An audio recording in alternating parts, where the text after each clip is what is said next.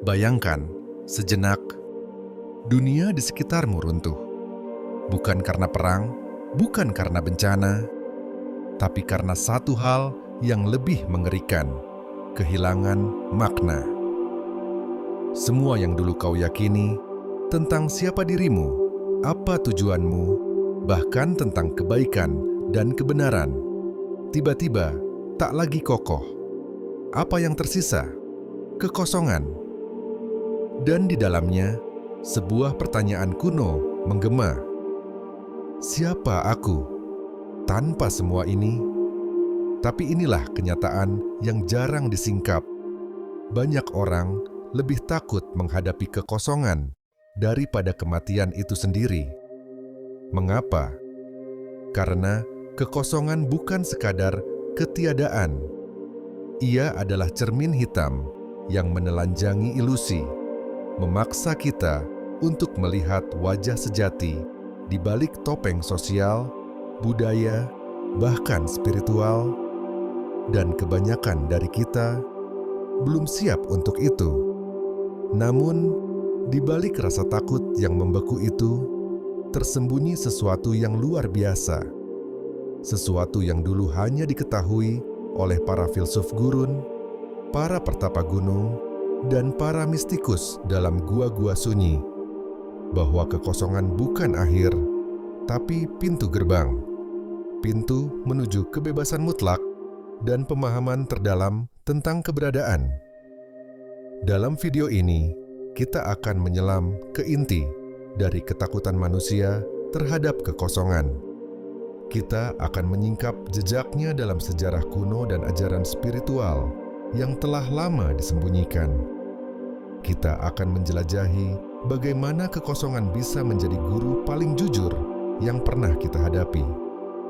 Dan lebih dari itu, kita akan membahas bagaimana menghadapinya dan keluar dari sisi lain sebagai diri yang lebih utuh.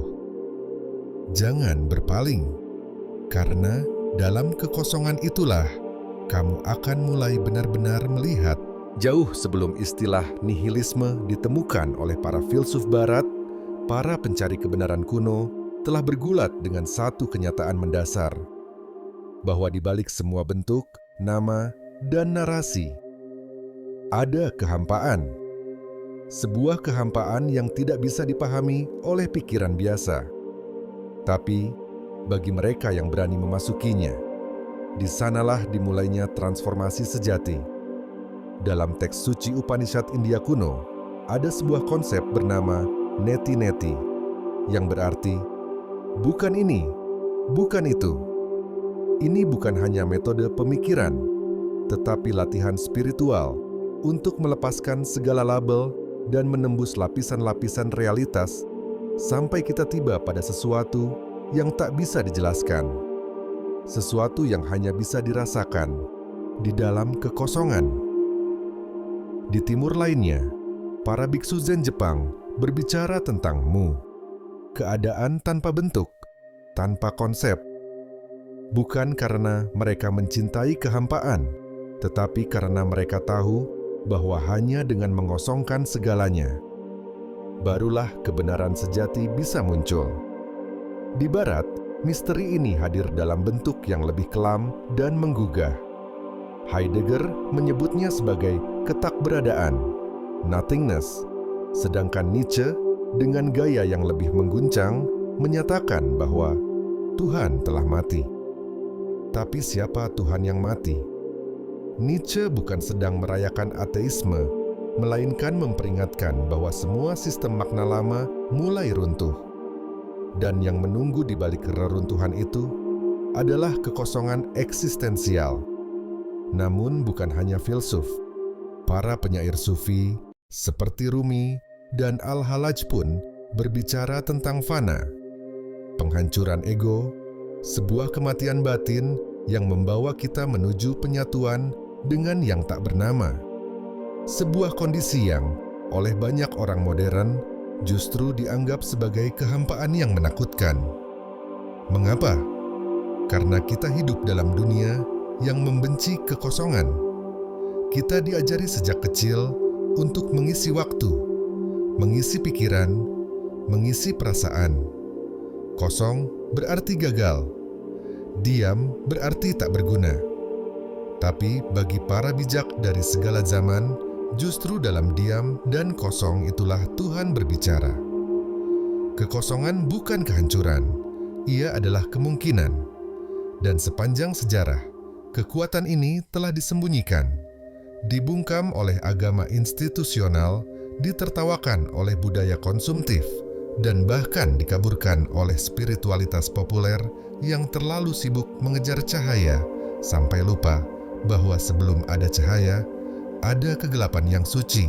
Bayangkan, dunia tempatmu berdiri tiba-tiba berhenti memberi jawaban. Tidak ada arah, tidak ada tujuan, tidak ada harus, hanya kamu dan keheningan yang tak berbatas. Inilah kekosongan, dan disinilah letak akar ketakutan manusia, tanpa sistem untuk dijadikan sandaran. Siapa kita sebenarnya? Tanpa pekerjaan, status, relasi, bahkan keyakinan spiritual, apakah kita masih berarti? Kebanyakan dari kita membangun identitas di atas kerangka luar, peran sosial, pencapaian, bahkan penderitaan. Kita menjadi si pekerja keras, si penyintas trauma, si rohaniwan, atau si pemberontak. Tapi kekosongan meruntuhkan semuanya. Ia datang seperti banjir malam hari, dan saat pagi tiba, yang tersisa hanyalah cermin yang tidak memantulkan apapun, dan disitulah rasa takut mengakar, karena kita lebih nyaman menjadi seseorang dalam sistem yang palsu daripada menjadi tak bernama dalam kebenaran yang sunyi. Namun, apa yang tampak seperti kehancuran sesungguhnya adalah awal dari sebuah kelahiran baru. Sama seperti biji yang harus membusuk agar bisa tumbuh, kita pun harus menanggalkan semua bentuk lama untuk mengenali inti terdalam keberadaan kita. Ini bukan kematian, ini adalah transformasi eksistensial. Kekosongan bukanlah kehampaan yang tak berarti. Ia adalah ruang antara dua bentuk. Ruang hening sebelum nada pertama dilantunkan, ruang gelap di mana roh dilahirkan kembali, tanpa nama, tanpa batas. Tapi kenapa hal ini terasa begitu menyakitkan? Karena kita terikat dengan naratif loop, kisah-kisah yang kita ulang di kepala. Aku harus sukses. Aku harus tahu tujuan hidupku. Aku harus menemukan pasangan yang tepat. Aku harus berguna. Dan kekosongan merobek semua kalimat itu. Ia mengajukan pertanyaan sederhana. Jika semua itu hilang, apa yang tersisa darimu? Ini bukan pertanyaan akademis. Ini adalah ujian spiritual terdalam. Ujian yang dihadapi oleh Siddhartha Gautama di bawah pohon Bodhi, oleh Yesus di padang gurun, oleh Muhammad di Gua Hira, oleh para sufi, para sadhu, para mistikus, yang semua harus menghadapi kekosongan. Bukan untuk dihancurkan olehnya, tetapi untuk menemukan bahwa diri sejati tidak pernah bisa dihapus. Yang hilang hanya identitas palsu. Yang terbakar hanya lapisan topeng. Yang runtuh hanyalah istana ego yang selama ini kita anggap rumah.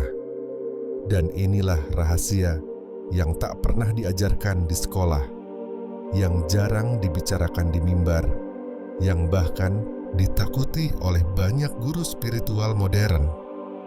Kebangkitan sejati hanya mungkin setelah kehancuran total, dan kekosongan adalah gerbangnya. Di bagian selanjutnya, kita akan menggali lebih dalam. Apa sebenarnya isi dari kekosongan itu? Bagaimana cara kita menghadapinya tanpa menjadi gila? Dan apakah benar bahwa di tengah kehampaan total ada kebebasan yang tak bisa direnggut siapapun? Kita belum selesai. Yang paling penting, baru akan terungkap